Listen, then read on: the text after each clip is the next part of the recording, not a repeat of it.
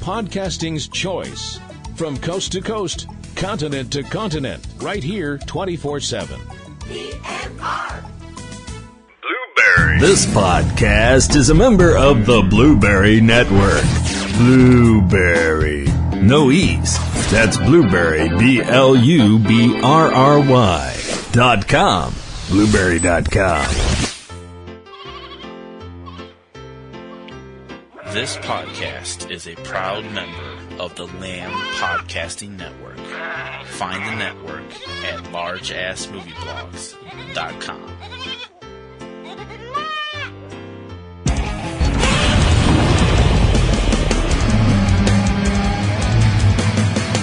The Big G. Tokyo Town. StompDown. Ah! Can't do the Godzilla roar. That's the No, best I you can do. can't. The Big G Tokyo Town StompDown for May 24, 2019. I'm TC Kirkham. I'm Kim Brown. This is one, I mean, that's me reacting to today's film. Okay. Oh, okay. That's also This true. is, I was looking through this again. I haven't seen this one. I'm like, WTF? Yeah. WTF? People complain. WTF? Okay, anyway. So WTF. Yeah. Well, it gets worse as you go So through. you're trying to say what the fudge?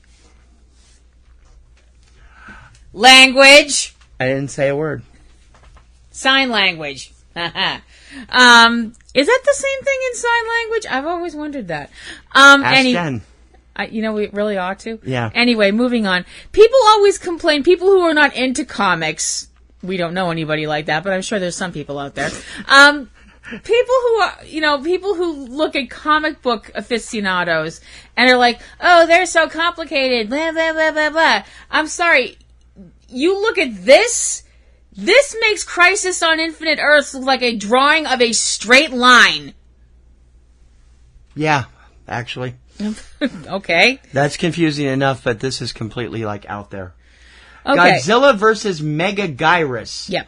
Also known as Godzilla times Megaguirus. Well, the G extermination strategy. I think that might be that might be the way they say and. Oh, could I don't be. know. I'm not sure. Could be. Or just Godzilla X Megaguirus. Who knows? It's the 25th film in the Godzilla franchise. Notice Yes. we skipped one there. Mm-hmm. 24th film produced by Toho, and the second film in the New Millennium series. Yes. Now, why is this 25? I mean, the Emmerich thing hadn't come out yet, had it? Oh, yeah, it had. Yeah, it had. Okay. Yeah. So, Yes. the less said about that, the better. Now. Now. Roland Emmerich has amazing skills directing disaster films. The problem with them is, A, they make no scientific sense whatsoever. Which you don't care about when you're watching them. No.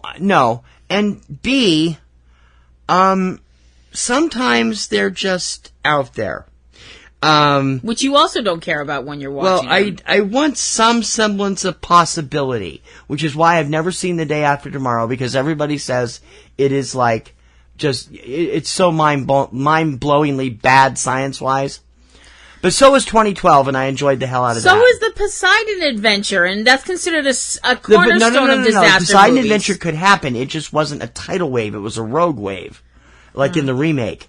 Because you can't have a tidal wave on a closed body of water. You have to have a sea.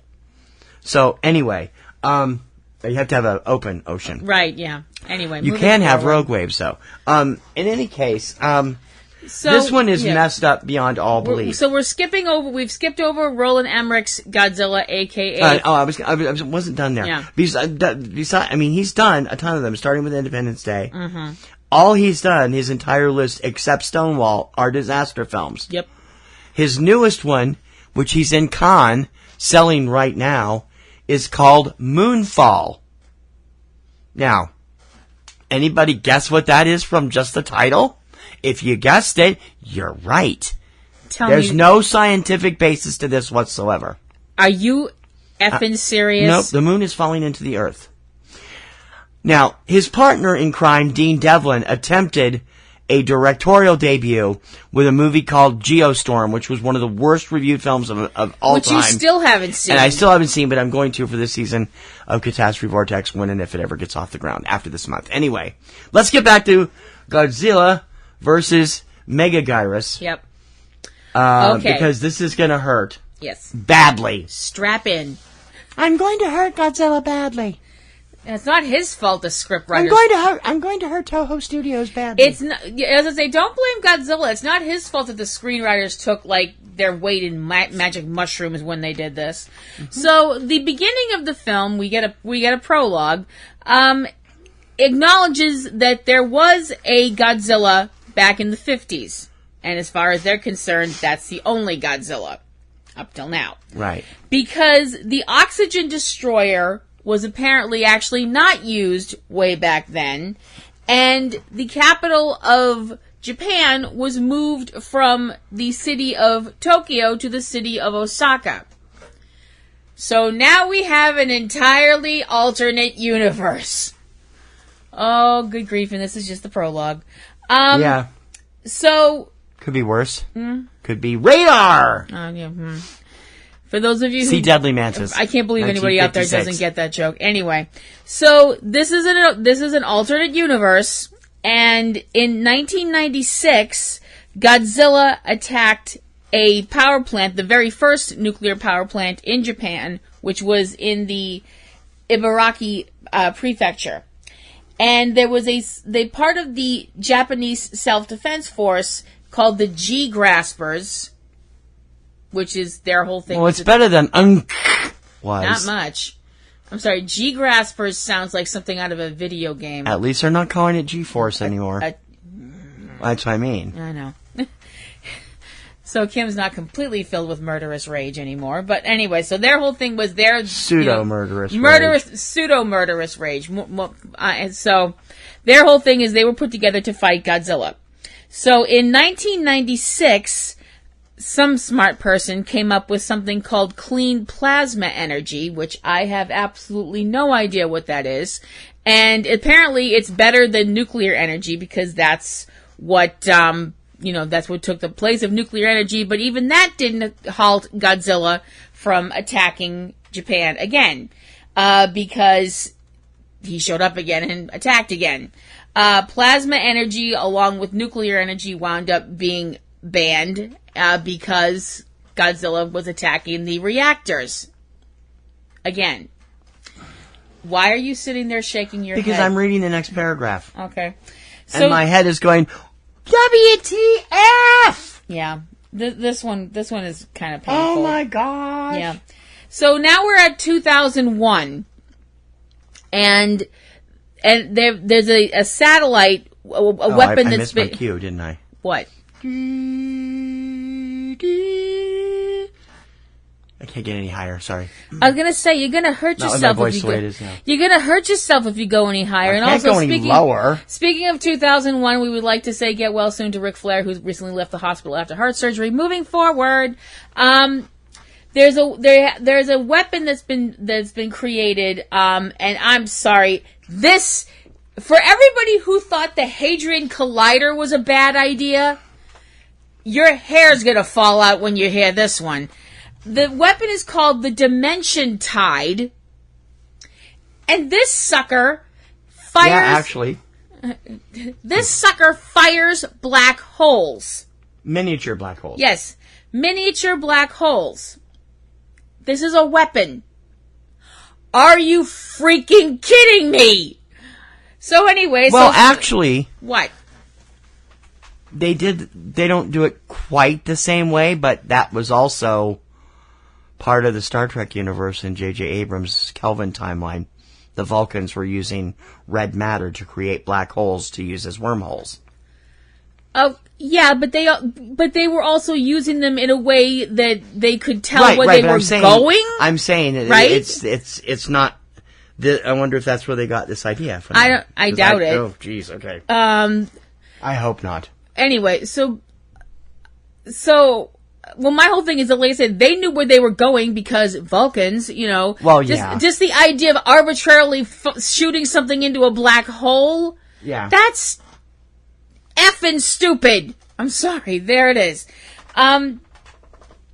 So one of these black holes winds up opening up a wormhole, and a dragonfly from prehistoric times enters the wormhole, shows up in what is modern Japan at the time, 2001, and it lays an egg, because that's how dragonflies procreate, and it goes back into the wormhole.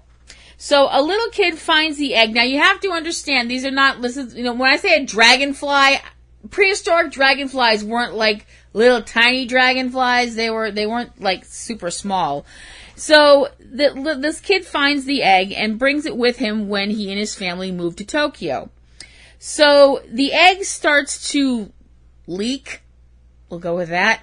And the child probably thinks the egg has gone bad, so he chucks it into the sewer with the alligators and all the other stuff. The egg, which is actually turns out that it's not a single egg, it's actually a cluster of about like a couple of hundreds of eggs, split up, and they start to grow, being exposed to the water, and they start hatching into dragonfly larvae, which are called Megaguirus. And they start climbing out of the sewers, and they start eating anything they can get their hands on.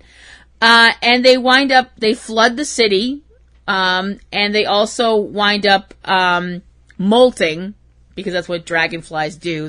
Lots of insects do that. They molt, like birds do, but not quite like birds, because they split their skin, and they're just like a new, larger bug that comes out of the old bug. Uh-huh. And I mean, it's like one of those nature's so fascinating and ew gross kind of things. It's both at the same time.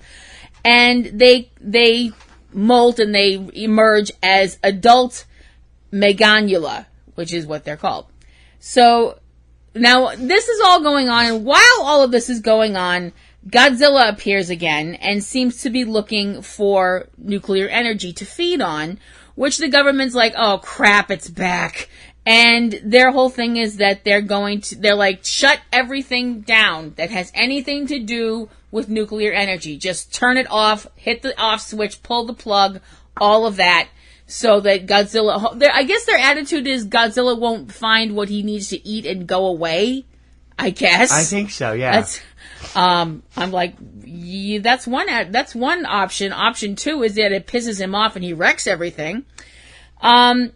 Godzilla winds up tangling with the people from the G-Grasper unit, who are being helped by a scientist named Hajime Kudo, and it turns out that these insects, these mutated dragonflies, are attracted to Godzilla. They're attracted to the energy that Godzilla gives off, and they start attacking Godzilla.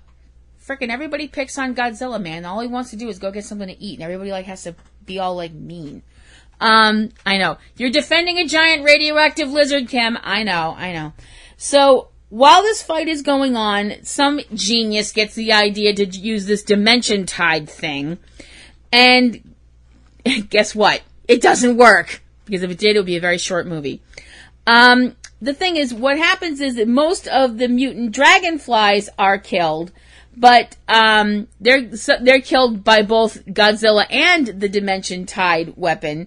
But some of them still manage to get a hold of some of Godzilla's energy, and they head back down into the sewer. So while they're dying, the Megaguirus, they take their energy and they use their last amounts of their energy to put Godzilla's energy into this one enormous larva that's in this big cocoon. And it hatches. Now this is whatever it is full of Godzilla's energy. And as it turns out, what it is Megaguirus, which is the queen insect of the Megaguirus. So this is like its queen bee, like the queen bee of the whole species. And it's really effing ugly. It would actually be the Queen Gyrus. It would be the Queen Gyrus, yeah. Okay. And it's really ugly. And I'm sorry, that wasn't nice. but it is. Holy crap, is this thing ugly. So, as it turns out, one of the things that Her Majesty can do is generate shock waves when she flaps her enormous wings, which makes sense because she's a big ass bug. And that winds up destroying a great deal of Tokyo. She heads out to the waterfront and faces off against Godzilla. And being an insect, some types of insects, I didn't realize this, some types of insects are very territorial. Actually, that's what happens, that's why bees go nuts when you come into their territory and stuff like that, because the bees are all like, hey, this is our territory, back off. And that's what Megaguirus is doing with Godzilla. She feels like he constitutes a threat. Duh. And so she considers Tokyo and probably the whole country of Japan to be her hunting area, and Godzilla has to go. So they wind up having this very long battle, and the thing is, she's faster than Godzilla, she can move faster than him, so he can't quite catch her.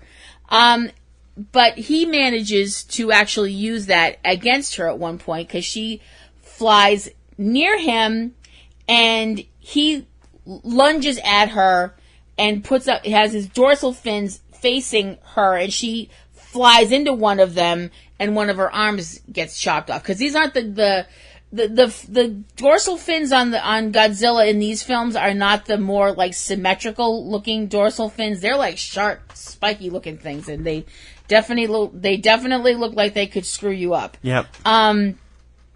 So Megaguirus, who is mutated and still mutating because of Godzilla's energy, winds up being able to deploy a breath weapon that is very similar to Godzilla's atomic fire, which he breathes out of his mouth and always looks really friggin' cool. And that, yes, I fangirl over that deal. And manages to knock Godzilla down with her breath weapon. Have you tried certs? Do they even make those anymore? I don't know if they make certs anymore. I'm so old. Megaguirus. They're two monsters in one. Ooh, that's conjuring up an image I didn't need. We do not need a Rule 42 for these movies or whatever that rule is. So Megaguirus tries to attack with her stinger because she gets this long tail that has a stinger on the end of it, which dragonflies don't have, but mutation. Well, that's always been the fear that they give kids, is they'll sew your mouth shut. Yeah. They don't have anything like that. No. They're perfectly gentle creatures. Yeah, I know, and they're really kind of neat. Did your parents tell you that too? No, I was told they had a huge stinger on their butt. Oh. Somebody told me that that they'll sew your lips shut anyway thing. I don't remember who it was, but I should find them and smack them. So she tries to attack with her stinger, trying to get to Godzilla. She's trying to stab him in the face. Bitch. She's literally trying to stab him between the eyes. I mean, holy cow, that's hardcore. Godzilla grabs the stinger in his mouth and crushes it because it's friggin' Godzilla. And this is his movie series. It's his world. We're just living in it. He manages to use his atomic breath on Megaguirus and causes her to finally burst into flames, and that destroys her. I'm sure that smelled good.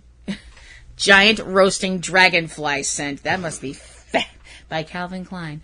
As it turns... Can you tell we are not taking this seriously at all tonight? No. I have to do something funny. Last night was so depressing and sad and completely bummed me out. No, it wasn't last night. It was the night before last anyway. The night before. Destroyer bummed me out so bad, and I wanted to eat an entire carton of ice cream. Okay. So anyway, as it turns out, Godzilla was actually attracted to what brought Godzilla back to the surface in the first place this time was an energy project that was all super duper hush hush that was being done at the Science Institute, which was being done flying in the face of that whole, we don't want you using this anymore and this anymore. And the people of the science community were like, screw that, we're using it because science. So the G-graspers are all like, okay, fine, so Godzilla destroyed Megaguirus, yay. Oh, now we have to try and destroy Godzilla again. Because that's gratitude for you. And so trying to destroy Godzilla, but the thing is, the dimension tide, the weapon that I mentioned, did I mention that weapon is on a satellite? Yeah, it is. And the problem is that the satellite is not where it's supposed to be anymore. It was in orbit, it's not anymore. It's falling. Yay, gravity. And they can't... Skylab? Ooh. And if you don't know what that is, children, go ask your parents. No, now it would be Mir. Anyway, yeah. Go ahead. Well, nobody was running around being scared Mir was going to smash them in the head like they were with Skylab. Which is crazy, because Mir was 3 times as big. Anyway. Yeah, but Mir was, from the sound of it, Mir was also being held together by, like, duct tape and spit. So, anyway. MacGyver's not a Russian. Seriously. And you forgot the chiclets. Anyway, go ahead. All right, anyway. So, a major Sugimori is piloting a ship and heading straight toward Godzilla and winds up getting out of the ship at the very last moment. The reason that he's doing this is because the satellite is locked on to the ship, and it winds up firing one black hole ray beam, I don't know what you'd call it, before it hits re-entry and goes.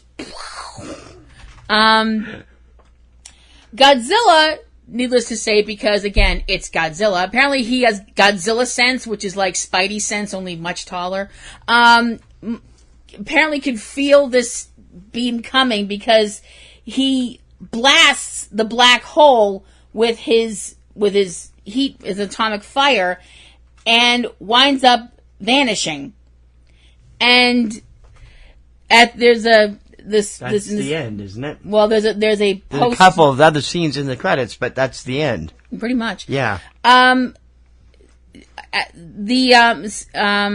Major Sugimori enlists the scientist Kudo to find out what's going on with this seismic activity.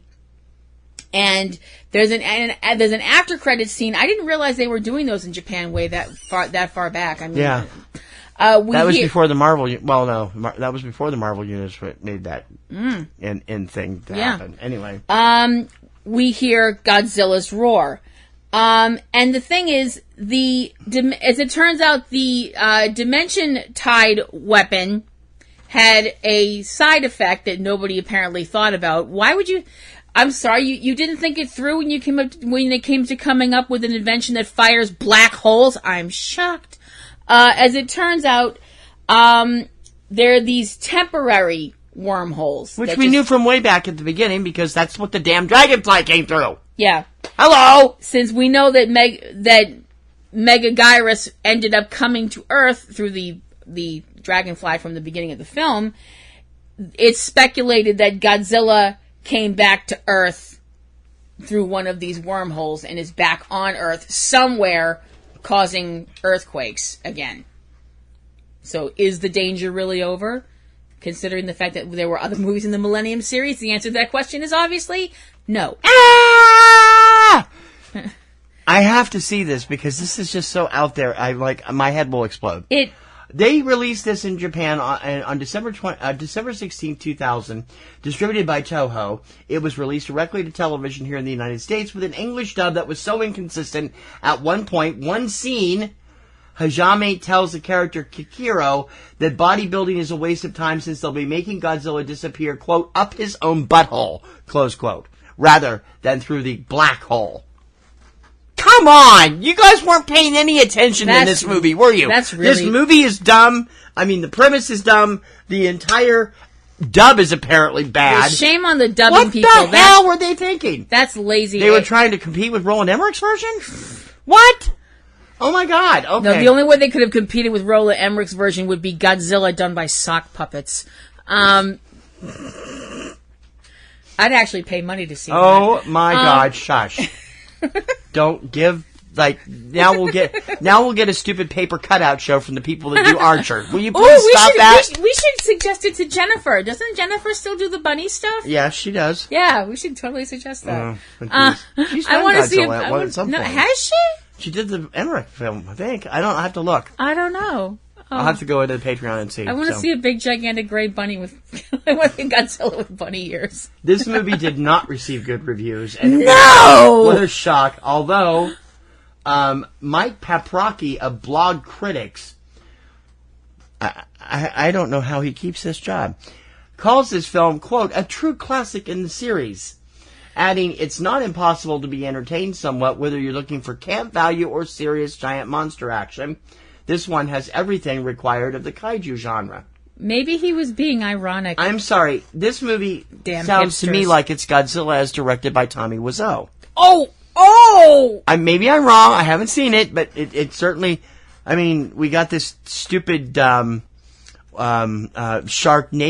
type thing coming from him later this year, which is terrifying. So I'm not going to even go there. There were no sex scenes with Godzilla in this movie, so thank you. So it can't be a true Tommy Wiseau movie. Okay, fine. I mean, I have not seen this.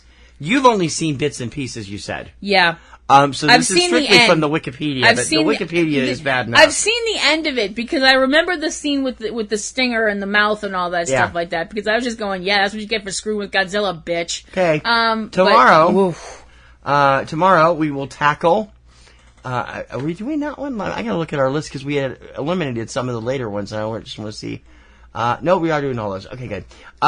Tomorrow we will be doing the Godzilla film with the longest title of all of them. Mm-hmm. Godzilla, Mothra, and King Ghidorah, Giant Monsters All Out Attack. Yep. From 2001. And it has to be better than what we just talked about. I mean, I'm sorry. This, I like weird, but my idea of weird is like Guy Madden or the Beast Pageant, not this. This is like weird. You want to bet? Oh? You remember that one movie that I told you about? The one movie where the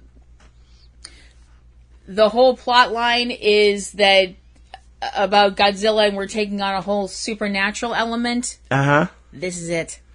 This one? Yep. Oh, the Megaguirus, this is the one? No. The next one. The next one. So the next one is where Godzilla is channeling the souls of all the people who died in Hiroshima. No, that's not quite it. Okay, something like that. It's something like that. Oh boy. Okay. My head is exploding, and we still have a week to go before we get to Legendary's brand new Godzilla King of the Monsters, which comes out on May 31st, which is why we're doing this series.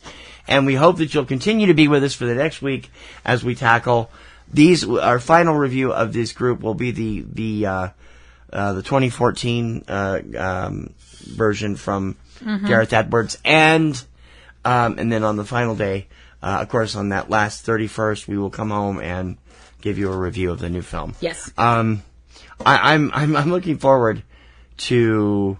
I think it's Monday.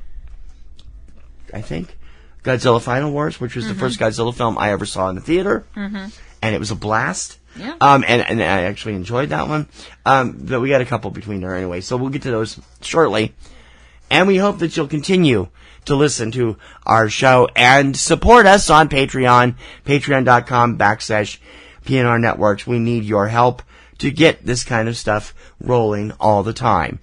And it's, for $5 a month, you get all the Krill perks plus 3 exclusive, podcasts, including Kim's All Kaiju show, Kaiju Corner, as well as 2 Subject Cinema shows.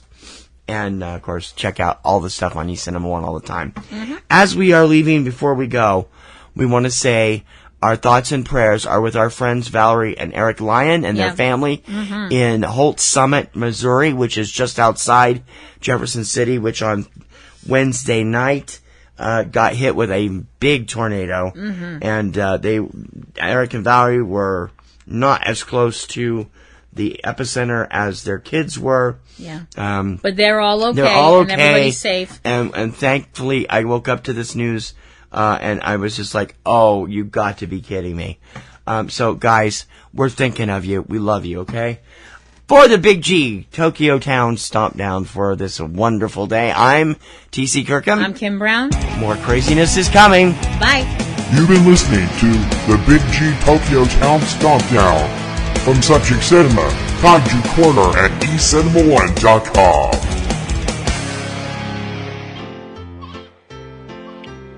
This podcast is a proud member of the Lamb Podcasting Network.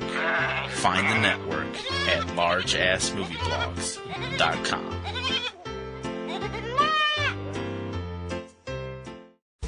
Podcasting's choice. From coast to coast, continent to continent, right here 24/7.